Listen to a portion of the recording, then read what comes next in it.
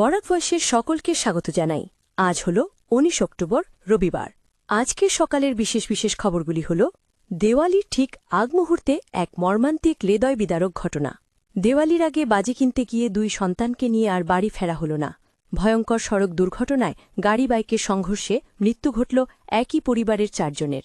গাড়ি এবং মোটরবাইকের সংঘর্ষে মৃত্যু হল একই পরিবারের ৪ সদস্যের। শনিবার সকালে মর্মান্তিক এই ঘটনা ঘটেছে রাজস্থানের বড়পুরে। দুর্ঘটনার পর ২টি গাড়িতেই আগুন লেগে যায় বলে খবর। ইতিমধ্যে ঘটনার তদন্ত শুরু করেছে পুলিশ। পুলিশ সূত্রে খবর, দেওয়ালির আগে বাজি কিনতে স্ত্রী এবং ২ সন্তানকে নিয়ে বাইকে করে নদভাইয়ের উদ্দেশ্যে রওনা দিয়েছিল নটবর নামে এক যুবক। কিছুটা যাওয়ার পর লোহা সারাউডে পৌঁছাতে পেছনে তাকে একটি ৪ চাকার গাড়ি নিয়ন্ত্রণ হারিয়ে বাইকটিকে ধাক্কা মারে। তারপরই গাড়িটি রাস্তার দ্বারে উল্টে যায়। বিকট শব্দ পেয়ে তড়িঘড়ি ঘটনাস্থলে ছুটে আসেন স্থানীয়রা। খবর দেওয়া হয় পুলিশে। পুলিশ সূত্রে জানা গিয়েছে, ঘটনাস্থলে মৃত্যু হয় ৪ জনের। মৃতদের নাম নটর, তার স্ত্রী পূজা এবং তাদের ২ সন্তান দীপু এবং পরি। তবে কী কারণে দুর্ঘটনা ঘটল তা এখনও স্পষ্ট নয়। ইতিমধ্যে ঘটনার তদন্ত শুরু করেছে পুলিশ। ঘটনায় আহত হয়েছেন ৪ চাকা গাড়িটির চালকও। দিওয়ালির আগে বাজি কিনতে গিয়ে স্ত্রী এবং ২ সন্তানকে নিয়ে আর ঘরে ফেরা হল না। জোরদারভাবে চলছে তদন্ত। বাড়ল ভুয়ো রেশন কার্ডের সংখ্যা। সব অবৈধ এনএফএসএ রেশন কার্ড বাতিল করার নির্দেশ দিয়েছিল কেন্দ্র। এবার রাজ্যগুলির নজরে ৮.৫ কোটি গ্রাহক। গোটা দেশে জাতীয় খাদ্য সুরক্ষা প্রকল্পের আওতায় থাকা ৮.৫ কোটির অধিক রেশন গ্রাহক সম্পর্কে তদন্ত করার উদ্যোগ নিয়েছে কেন্দ্রীয় সরকার।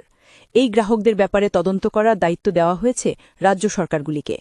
কেন্দ্রের নির্দেশ, সংশ্লিষ্ট গ্রাহকরা অবৈধ হলে তাদের কার্ডগুলি বাতিলই করতে হবে। কেন্দ্রীয় খাদ্য মন্ত্রকের পর্যালোচনা রিপোর্ট থেকে জানা যাচ্ছে, মোট ৮,৫১,৭৭,২৪২ জন রেশন গ্রাহক সম্পর্কে তদন্ত করতে বলা হয়েছে। খুব শিগগিরই বাতিল হবে লাখ লাখ রেশন কার্ড। জানা গিয়েছে, কার্ডে আধার নম্বর যুক্ত না থাকা, আধার নম্বরের বায়োমেট্রিক যাচাই না হওয়া, মৃত্যু কিংবা আর্থিকভাবে সম্পন্নসহ বেশ কিছু কারণে এই গ্রাহকদের চিহ্নিত করা হয়েছে। বহির্রাজ্য থেকে একটার পর একটা দুঃখজনক খবর আসছে বরাকে। এবার বেঙ্গালুরের সড়ক দুর্ঘটনায় প্রাণ হারান বরাকের রাতাবাড়ির সাহেল আহমেদ নামের এক যুবক। উল্লেখ্য, সাহেল ভৈরবনগর গ্রামের সজীব আলীর পুত্র এবং হাফিজ মজিরুদ্দিন সাহেবের ভাতিজা বলে জানা গেছে। গতকাল রাত প্রায় ১২টায় এক মর্মান্তিক সড়ক দুর্ঘটনায় প্রাণ হারায় এই তরুণ।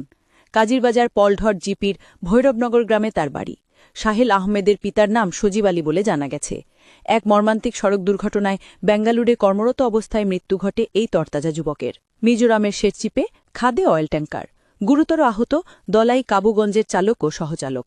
শনিবার দুপুরে মিজোরামের শেরচিপ জেলায় এক ভয়াবহ সড়ক দুর্ঘটনায় একটি অয়েল ট্যাঙ্কার নিয়ন্ত্রণ হারিয়ে প্রায় ১৫০ থেকে ২০০ ফুট গভীর খাদে পড়ে যায়। এতে ট্যাঙ্কারটির চালক ও সহকারী চালক গুরুতরভাবে আহত হয়েছেন। আহত দুজনই কাছাড় জেলায় সোনাই থানার অন্তর্গত কাবুগঞ্জ বাজার এলাকার বাসিন্দা বলে জানা গিয়েছে, শনিবার আনুমানিক ২টোর সময়ে শেরচিপ জেলার সাইলিং বাথরুম এলাকার কাছে এই দুর্ঘটনাটি ঘটে। ট্যাঙ্কারটি শিলচর থেকে লংতলাইয়ের উদ্দেশ্যে আইজল লংতলায় জাতীয় সড়ক ধরে যাওয়ার পথে নিয়ন্ত্রণ হারিয়ে খাদে উল্টে যায় এবং সেটি সম্পূর্ণ চূর্ণ বিচূর্ণ হয়ে যায়। দুর্ঘটনার পর স্থানীয় মানুষ ও পথচারী চালকেরা দ্রুত উদ্ধার কাজে অংশ নেন। গভীর খাদে নেমে দীর্ঘ প্রচেষ্টার পর ট্যাঙ্কারের কেবিনের নিচ থেকে সহকারী চালক হাসান লস্করকে উদ্ধার করা হয়। এর কিছু পরে চালক মিথু লস্করকে অচেতন অবস্থায় উদ্ধার করা হয়। আহত দুজনকে সংকটজনক অবস্থায় শেরচিপ হাসপাতালে নিয়ে যাওয়া হয়। সংঘর্ষ বিরতি ভেঙে আফগানিস্তানে হামলা পাকিস্তানের। মৃত ৩ ক্রিকেটার সহ ৮। সংঘর্ষ বিরতি ভাঙল পাকিস্তান। শুক্রবার ফের আফগানিস্তানে হামলা চালাল পাকিস্তান। এয়ার স্ট্রাইকে ৩ ক্রিকেটার সহ কমপক্ষে ৮ জনের মৃত্যু হয়েছে বলে খবর। নিজেরাই সংঘর্ষ বিরতি চেয়ে আবার সেই সংঘর্ষ বিরতি ভাঙায় খাপ্পা আফগানের তালিবান প্রশাসন। এর যোগ্য জবাব দেবে কাবুল, এমনটাই জানিয়েছেন তালিবানের এক শীর্ষকর্তা।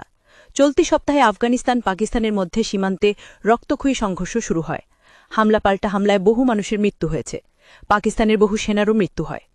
ব্যাপক ক্ষয়ক্ষতির মুখে পড়েই পাকিস্তানের তরফে সংঘর্ষ বিরতির আবেদন করা হয়েছিল।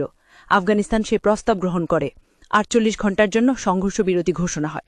কিন্তু পাকিস্তান নিজেই সেই সংঘর্ষ বিরতি লঙ্ঘন করে আফগানিস্তানে হামলা চালাল। আজকের বরাক উপত্যকার ৩ জেলার আবহাওয়ার খবর।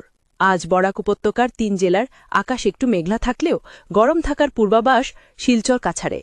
আজ সর্বোচ্চ তাপমাত্রা থাকবে ৩৫ ডিগ্রি সেলসিয়াস এবং সর্বনিম্ন তাপমাত্রা থাকবে ২৬ ডিগ্রি সেলসিয়াস।